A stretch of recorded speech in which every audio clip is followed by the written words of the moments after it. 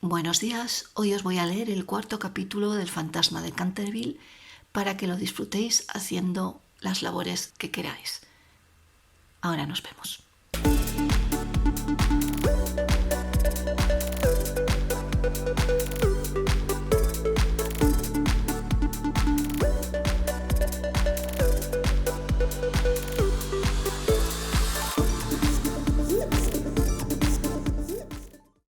Capítulo 4. Al día siguiente, el fantasma se sintió muy débil, muy cansado. Las terribles emociones de las 4 últimas semanas empezaban a producir su efecto. Tenía el sistema nervioso completamente alterado y temblaba al más ligero ruido. No salió de su habitación en 5 días y concluyó por hacer una concesión en lo relativo a la mancha de sangre del parqué de la biblioteca. Puesto que la familia Otis no quería verla, era indudablemente que no la merecía.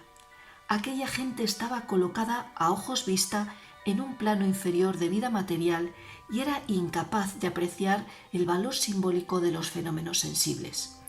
La cuestión de las apariciones de fantasmas y el desenvolvimiento de los cuerpos astrales era realmente para ellos cosa desconocida e indiscutiblemente fuera de su alcance. Pero por lo menos constituía para él un deber ineludible mostrarse en el corredor una vez a la semana y farfullar por la gran ventana ojival el primero y el tercer miércoles de cada mes. No veía ningún medio digno de sustraerse a aquella obligación. Verdad es que su vida fue muy criminal, pero quitando eso, era hombre muy concienzudo en todo cuanto se relacionaba con lo sobrenatural. Así pues, los 3 sábados siguientes atravesó como de costumbre el corredor entre 12 de la noche y 3 de la madrugada, tomando todas las precauciones posibles para no ser visto ni oído. Se quitaba las botas, pisaba lo más ligeramente que podía sobre las viejas maderas carcomidas, envolvíase en una gran capa de terciopelo negro y no dejaba de usar el engrasador Sol Levante para engrasar sus cadenas. Me veo precisado a reconocer que sólo después de muchas vacilaciones se decidió a adoptar este último medio de protección. Pero al fin, una noche, mientras cenaba la familia, se deslizó en el dormitorio de Mistress Otis y se llevó el frasquito. Al principio se sintió un poco humillado, pero después fue suficientemente razonable para comprender que aquel invento merecía grandes elogios y cooperaba, en cierto modo, a la realización de sus proyectos. A pesar de todo, no se vio a cubierto de matracas. No dejaban nunca de tenderle cuerdas de lado a lado del corredor para hacerle tropezar en la oscuridad, y una vez que se había disfrazado para el papel de Isaac el Negro o el cazador del bosque de Hoxley, cayó cuán largo era al poner el pie sobre una pista de maderas enjabonadas que habían colocado los gemelos desde el umbral del salón de tapices hasta la parte alta de la escalera de roble. Esta última afrenta le dio tal rabia que decidió hacer un esfuerzo para imponer su dignidad y consolidar su posición social y formó el proyecto de visitar a la noche siguiente a los insolentes chicos de Eton en su célebre papel de Ruperto el Temerario o el Conde sin Cabeza. No se había mostrado con aquel disfraz desde hacía 60 años, es decir, desde que causó en él tal pavor a la bella Lady Bárbara Modis que ésta retiró su consentimiento al abuelo del actual Lord Canterville y se fugó a Gretna Green con el arrogante Jack Castletown, jurando que por nada del mundo consentiría en emparentar con una familia que toleraba los paseos de un fantasma tan horrible por la terraza al atardecer. El pobre Jack fue al poco tiempo muerto en duelo por Lord Canterville en la pradera de Wandsworth y Lady Bárbara murió de pena en Tunbridge Wells antes de terminar el año. Así es que fue un gran éxito por todos conceptos. Sin embargo, era, permitiéndome emplear un término del argot teatral para aplicarlo a uno de los mayores misterios del mundo sobrenatural, o el lenguaje más científico del mundo superior a la naturaleza, era, repito, una creación de las más difíciles y necesitó sus 3 buenas horas para terminar los preparativos. Por fin todo estuvo listo y él contentísimo de su disfraz.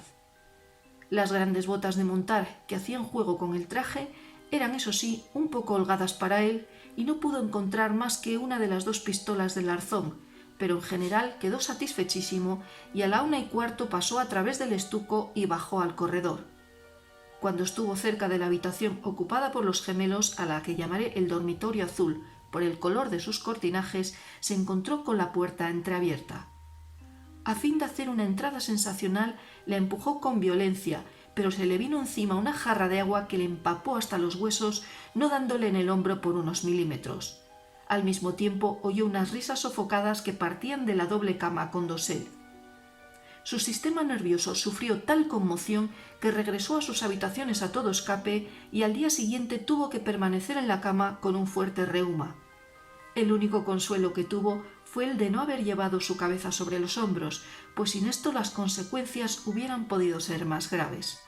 Desde entonces renunció para siempre a espantar a aquella recia familia de americanos y se limitó a vagar por el corredor con zapatillas de orillo, envuelto el cuello en una gruesa bufanda, por temor a las corrientes de aire, y provisto de un pequeño arcabuz para el caso en que fuese atacado por los gemelos.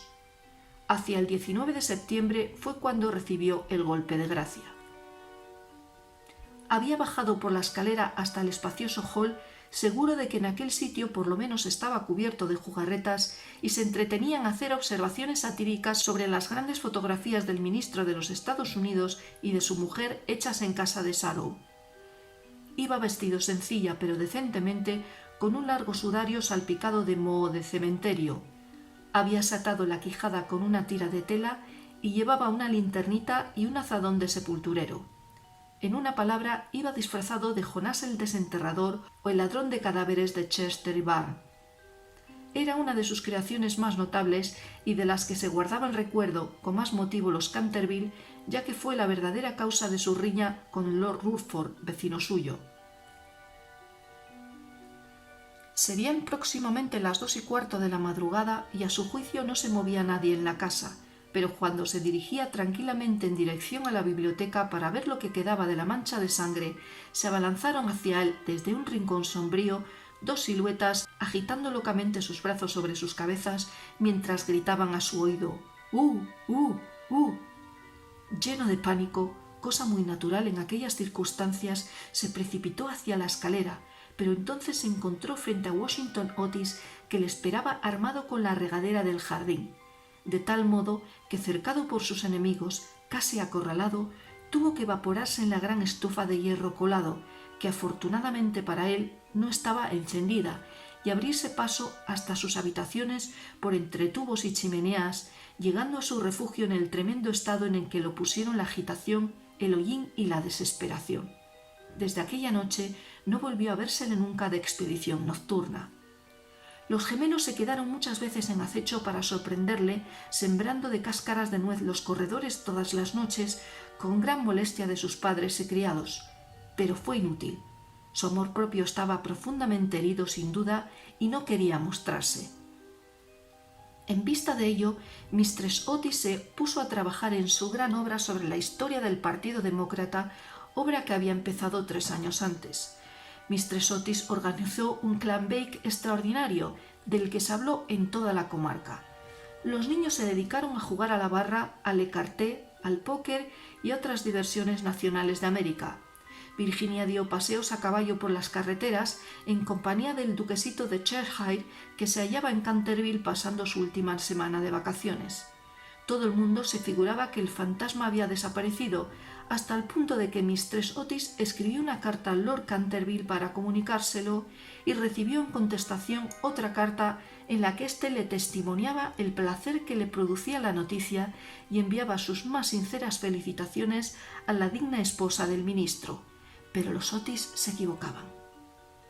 El fantasma seguía en la casa y, aunque se hallaba muy delicado, no estaba dispuesto a retirarse, sobre todo después de saber que figuraba entre los invitados el duquesito de Cheshire, cuyo tío, Lord Francis Stilton, apostó una vez con el coronel Carbury a que jugaría los dados con el fantasma de Canterville. A la mañana siguiente se encontraron a Lord Stilton tendido sobre el suelo del salón de juego en un estado de parálisis tal que, a pesar de la edad avanzada que alcanzó, no pudo ya nunca pronunciar más palabras que estas: 6 doble. Esta historia era muy conocida en un tiempo, aunque, en atención a los sentimientos de dos familias nobles, se hiciera todo lo posible por ocultarla, y existe un relato detallado de todo lo referente a ella en el tomo 3 de las memorias de Lord Teitel sobre el príncipe regente y sus amigos. Desde entonces el fantasma deseaba vivamente probar que no había perdido su influencia sobre los Stilton, con los que además estaba emparentado por matrimonio, pues una prima suya se casó en segundas nupcias con el señor Burkelkey, del que descienden en línea directa, como todo el mundo sabe, los duques de Cheshire. Por consiguiente, hizo sus preparativos para mostrarse al pequeño enamorado de Virginia en su famoso papel de fraile vampiro o el benedictino desangrado. Era un espectáculo espantoso que cuando la vieja Lady Starbury se lo hizo representar, es decir, en víspera del año nuevo de 1764, empezó a lanzar chillidos agudos que tuvieron por resultado un fuerte ataque de apoplejía y su fallecimiento al cabo de 3 días, no sin que desheredara antes a los Canterville y legase todo su dinero a su farmacéutico en Londres. Pero a última hora, el terror que le inspiraban los gemelos le retuvo en su habitación y el duquesito durmió tranquilo en el gran lecho con dosel coronado de plumas del dormitorio real, soñando con Virginia. Y hasta aquí el capítulo 4 del Fantasma de Canterville. No dejes de suscribirte y de ver los capítulos siguientes. Hasta el próximo día.